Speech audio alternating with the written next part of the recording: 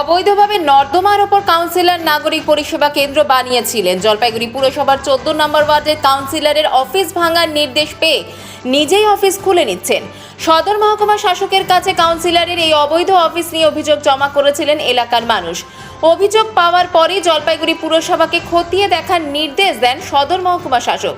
এরপর পুরসভা তৃণমূল কংগ্রেসের 14 নম্বর ওয়ার্ডের কাউন্সিলর সন্দীপ ঘোষকে 10 দিনের মধ্যে সরকারি জমিতে থাকা অফিস ভেঙে ফেলার নির্দেশ দেয়।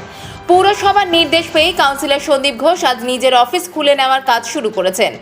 এদিন জলপাইগুড়ি পুরসভার তৃণমূল কংগ্রেসের কাউন্সিলর সন্দীপ ঘোষ বলেন, নর্দমার ওপর আমার অফিস ছিল, আমাকে অফিস ভাঙতে বলা হয়েছে পুরসভা থেকে। আইন সবার জন্য সমান, আইনকে মর্যাদা দেওয়ার নৈতিক কর্তব্য, তাই আইনকে মান্যতা দিয়ে পুরসভার নির্দেশ মেনে আমি ভাঙছি বললে ভুল, অফিস খুলে নিয়ে যাচ্ছি। ভোটের রেজাল্টের দিন আমার অফিসে ভাঙচুর ও আগুন লাগানোর কাজ হয়, এটা রেকর্ডেড জমি নয়, পুরসভার নর্দমার ওপর আছে বলে সাফ জানান কাউন্সিলর।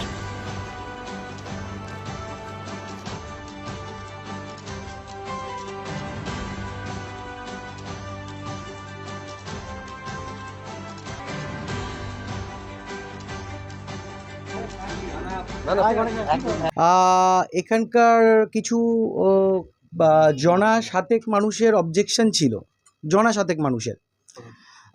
সেই অবজেকশনের নিরিখে এসডিও সাহেবের কাছে ওরা যান এবং ওখান থেকেও পৌরসভায় একটা রিপোর্ট আসে। ওই রিপোর্টের ভিত্তিতে পৌরসভা আমাদেরকে ভাঙতে বলে, তাই আইনের পথে চলে আমি নিজেই আজকে ভেঙে দিচ্ছি। সমস্যাটা ঠিক বুঝতে পারছি না এখন, তাদের কি ব্যক্তিগত স্বার্থ আছে, কি ইসে আছে সেটা তাদের ব্যাপার, কিন্তু এখানে কোনো পলিটিক্যাল সমস্যা নেই। এখানে পলিটিক্যাল কোনো ব্যাপার নেই, কিন্তু কারো কিছু ব্যক্তিগত সমস্যা থাকতেই পারে। ওই জনা 7 জন, সেটা ওয়ার্ডবাসী জানে সেই 5-7 জনের নাম কি কারা আছে।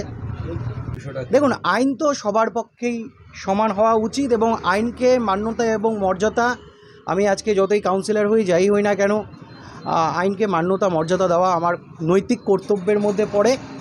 সেই আজকে মান্যতা, আইনকে মান্যতা দিয়ে, তা পৌরসভা রিপোর্টকে মান্যতা দিয়ে আমি আজকে নিজের থেকেই এই পরিষেবা কেন্দ্রকে ভাঙছি বললে ভুল, কারণ মেয়াদ আছে, পরিষেবা দিতে হবে। 2022 সালে যখন আমি এসছিলাম তখন আমি যেই শপথ গ্রহণ করেছি যে মানুষের প্রত্যেকটা আপদ বিপদ থেকে শুরু করে উন্নয়ন থেকে শুরু করে মানুষের পাশে পরিষেবা দিয়ে যাব দিনরাত ঝড় বৃষ্টিকে উপেক্ষা করে, সেটা এখনও চলছে।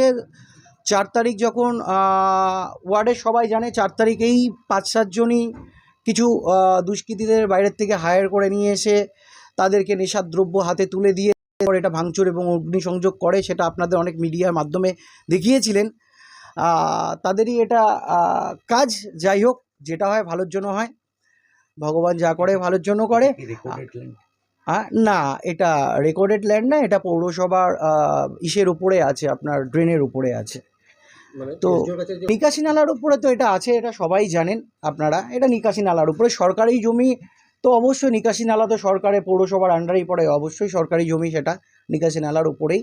কিন্তু এরকম তো অনেক কিছুই আছে আশেপাশে, আপনারাও দেখতে পাচ্ছেন, আর মুখে কিছু বলবো না। যাই হোক, যারা করেছে তারা ভগবানের কাছে, তাদের কাছে বলি ভগবানকে, তারা যাতে ভালো থাকে, সুস্থ থাকে, আর কিছু বলার নেই।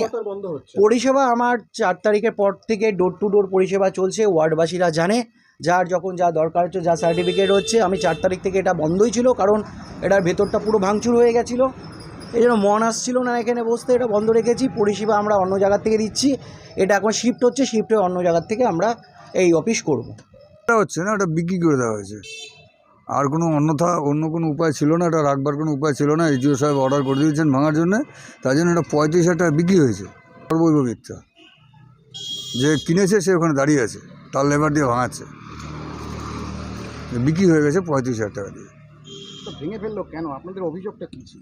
অভিযোগ ছিল স্কুলের মাঠের অবস্ট্রাকশন হয়েছিল, মেয়েদের স্কুল ছিল সামনে, হ্যাঁ, আমাদের খেলা দেখতে অসুবিধা হতো। এখন আমাদের উত্তরপল্লী ক্লাবের সাথে ইস্ট বেঙ্গলের জয়েন্ট ভেঞ্চারে কোচিং চলছে, সেখানে আমাদের অনেক প্রবলেম হচ্ছিলো, যার জন্যে ক্লাবটার পেছনে মদের আড্ডা বসেছিল, পিছনে বসবার জায়গা করা আছে, বসে মদ খাওয়ার জায়গা ছিল, সেই জন্য আমাদের এলাকার কিছু লোকের অবজেকশন ছিল।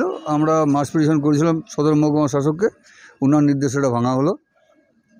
আর নাহলে পুলিশ প্রশাসনের ডোজার দিয়ে ভাঙতো, তার থেকে উনি নিজে ভেঙে ওনার সম্মান রাখলেন, খুব ভালো, ওনার খুব ভালো শুভবুদ্ধি হয়েছে, ওনার শুভবুদ্ধি হোক, উনি ভালো থাকুক, এটাই আমি চাই। কিন্তু উনি 250 লোকের সই দিয়েছিলেন, হ্যাঁ, সেটা বৃথা গেল, এটা ওনার পরিশ্রমটা বৃথা গেল। তো আমি চাবো ওনার শুভবুদ্ধি হোক, উনি ভালো থাকুক, এইটুকুই আমার।